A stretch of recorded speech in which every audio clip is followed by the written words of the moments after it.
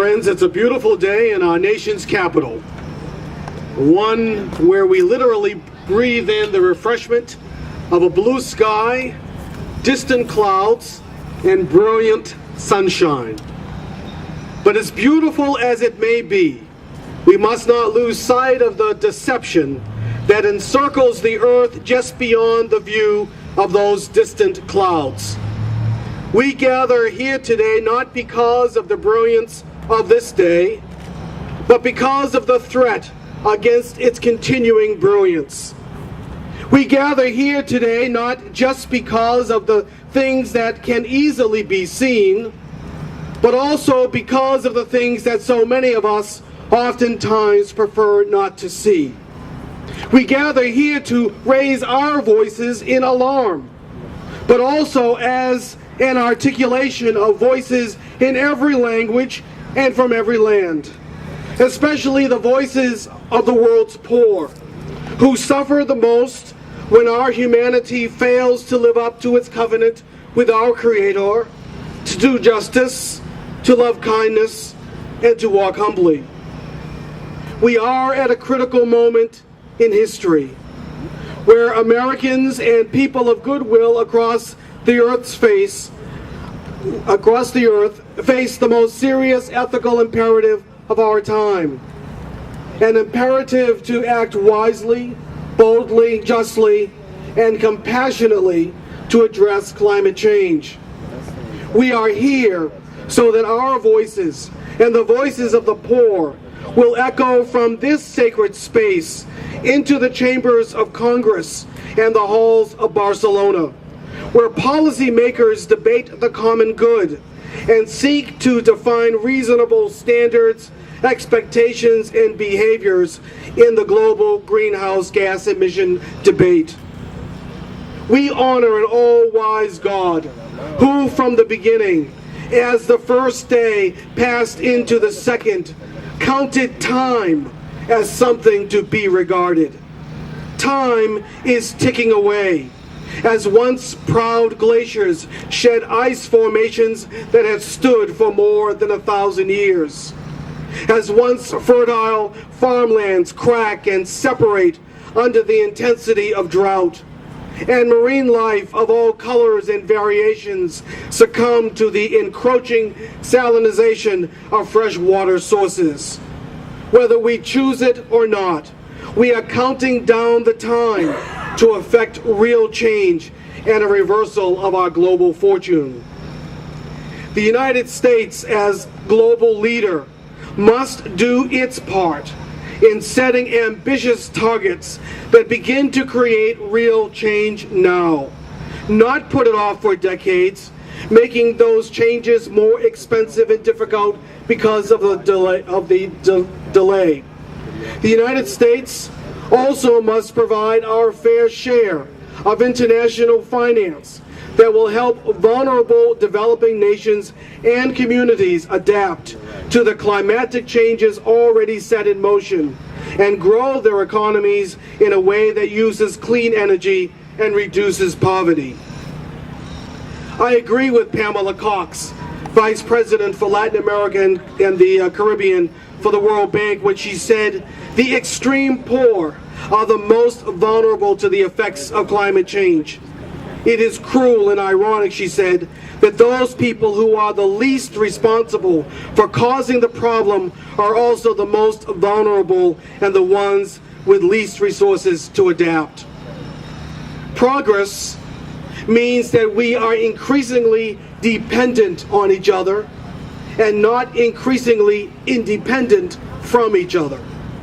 As people of faith, we understand the common table as metaphor for a global community where together we break open the bread of life and share a cup of grace with all.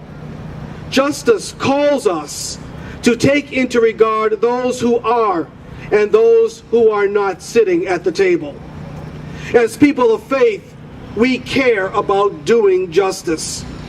When developed nations use a disproportionate share of the Earth's resources to the disadvantage of others, they then have a responsibility to make things right. And when developed nations bear a greater responsibility for that which threatens the survival of our planet, then they bear the ethical weight of doing justice. As one of those nations, we are calling upon the United States to accountability. We in the faith community remind our elected officials of this ethical bottom line, that those living in poverty in developing nations and the United States are least responsible for creating the greenhouse gas emissions that have created global warming. Yet they are bearing and will bear the greatest burden of its effects. To do nothing or to do too little is a sin. It is a moral outrage. We live in the midst of hope and change in a fragile world. And it is good for us to talk about these things. By the year 2050, the middle of this century, 25 million more children will go hungry as climate change leads to food shortages and soaring prices for staples such as rice and wheat, maize, and soybeans. Ocean warming, frequent tropical cyclones, flash floods, and droughts are likely to have dramatic impact on food production systems in the Pacific Islands.